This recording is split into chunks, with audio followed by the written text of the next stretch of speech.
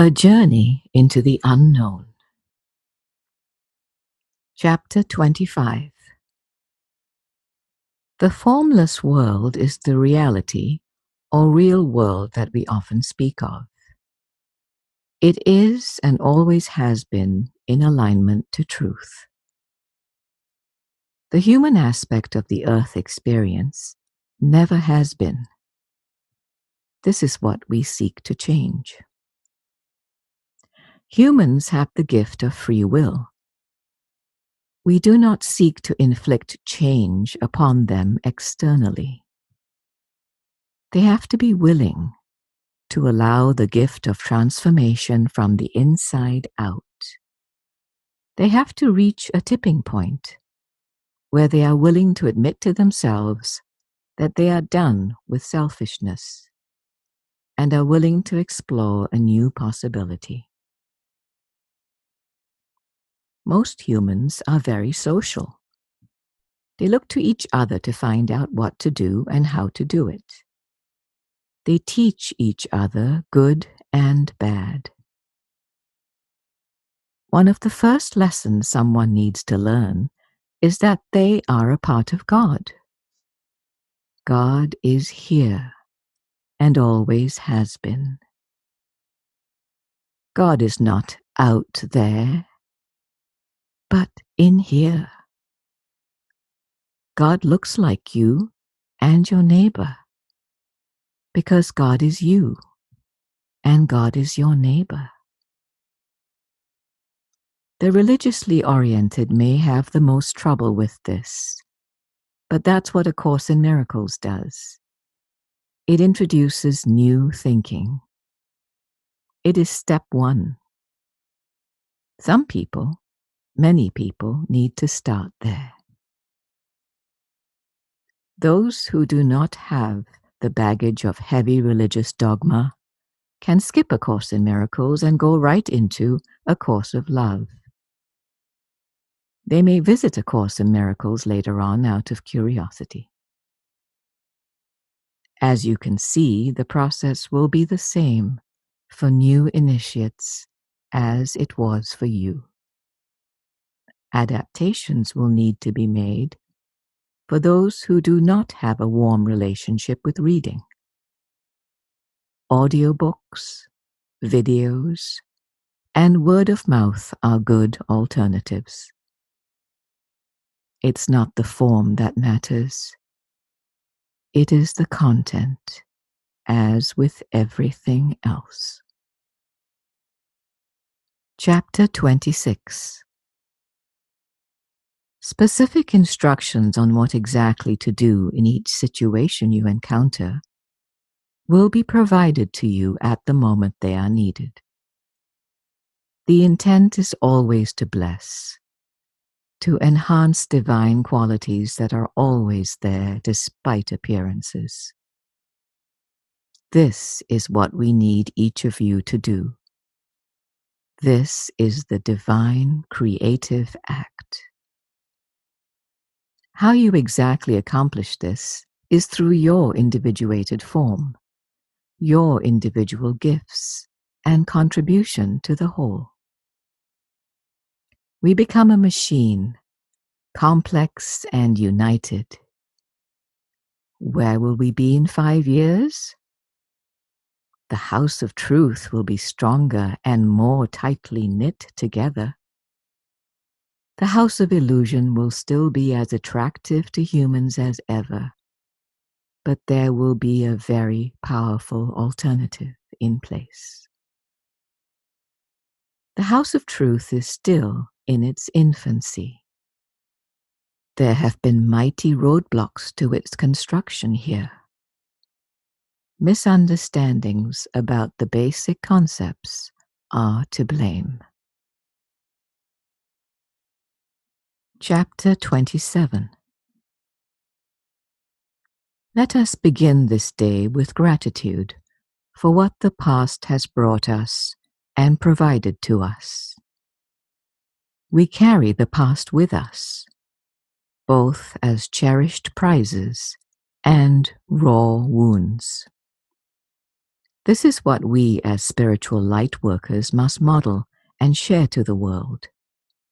How to process those painful moments in life without carrying it into the present moment.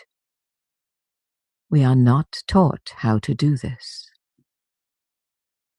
The main message of A Course in Miracles is about forgiveness, letting the pain of the past be released and not burden our souls any longer. Forgiveness is a letting go, and yet it is a process. It takes time to get to that juncture. It doesn't happen overnight. It may be a painful process. I have taught you that you have attached meaning to the words and behaviors of others, as well as yourself. Sometimes, oftentimes, the meaning becomes larger than what was expressed through language or behavior. This does not negate the hurtful language or behavior from others. This is another key misunderstanding of A Course in Miracles, that we imagine everything, and maybe even each other.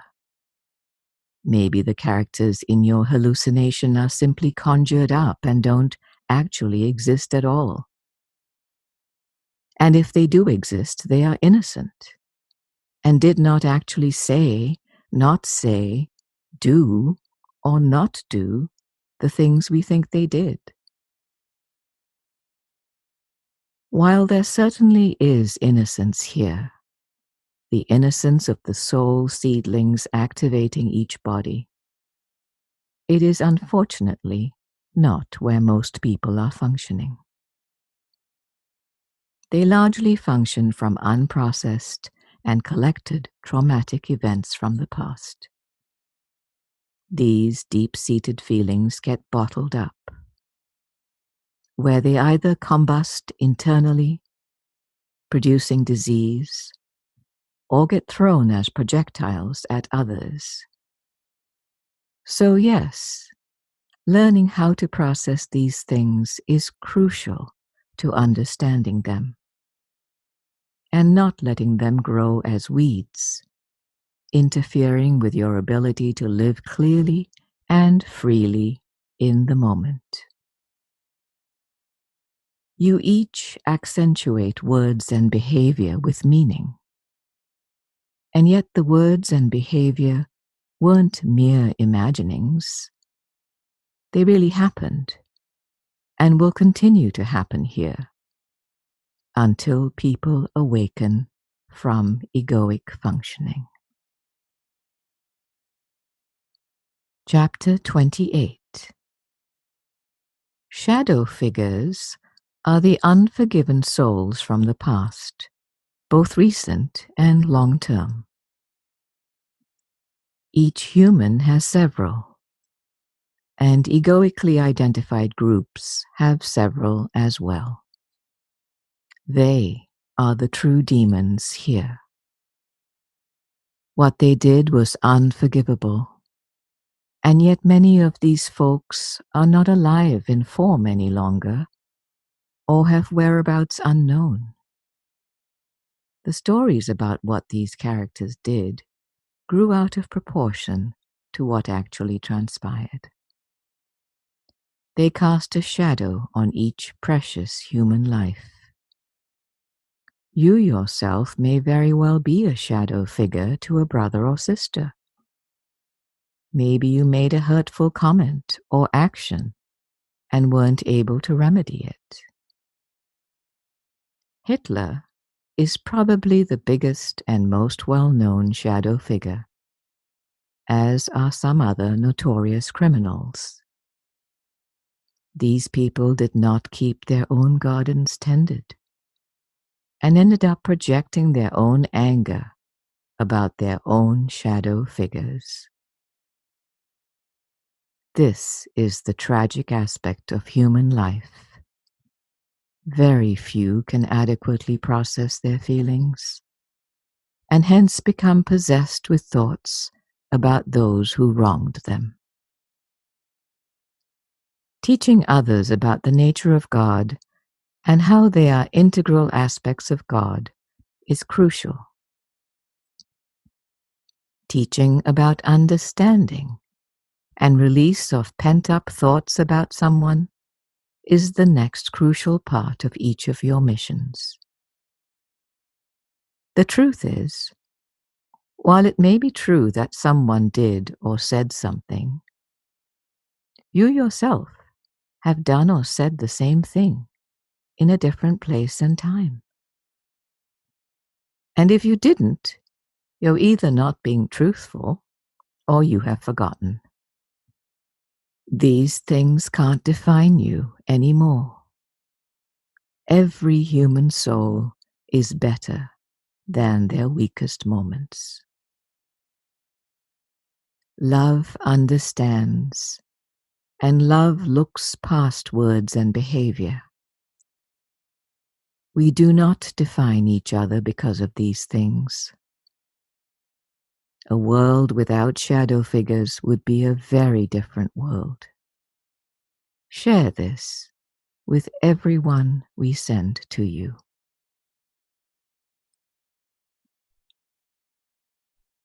Chapter 29. Begin again. Start over. Let everything from the past go. Let earthly identities go. Be light. Don't be weighed down. Be fresh. Be ready to respond to what this present moment brings you. Allow your inner sweetness to shine through. This is how life here is supposed to be, but sadly isn't. I say life here because you are each alive in some way, in some form, always. You are immortal. You have been here many times. Your lives may have included being a judge in the Wild West days, and also being a thief in ancient Persia. It was all part of your soul's journey, its development to maturity, where it will one day rejoin its creator, the source of all creation. This is what you are to model and teach in each waking moment. By now, you each have established a solid spiritual practice that works for you with whatever that entails. Make sure to create time and space for this. You will need to be fully charged at all times and in all places. Your charger is built in and goes where you go. There is no danger of losing it. Let the light pour out of you while staying plugged in. We know this is difficult to do with some of the situations and assignments we have put many of you in. Strive to keep plugged in, and you will succeed. May the love that you are embrace the love that everyone is in truth.